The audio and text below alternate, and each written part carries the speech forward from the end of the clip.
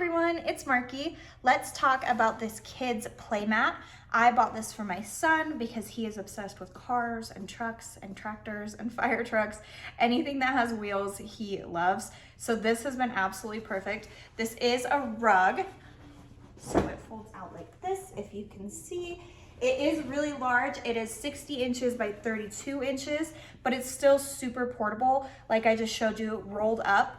It's super easy to move around. He's little and he just picks it up and moves it all over the house wherever he wants to play.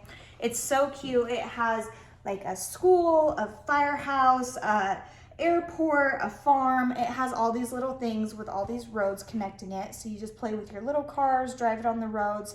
He loves it. So it does have this vinyl backing, so it's not gonna slip all over your floors. I have hardwood. He lays it on the hardwood and it just stays in place. He doesn't have to worry about it slipping all over. Also, like I said, super portable and super easy to put away. We just roll it up or we fold it up and we just stick it in his closet.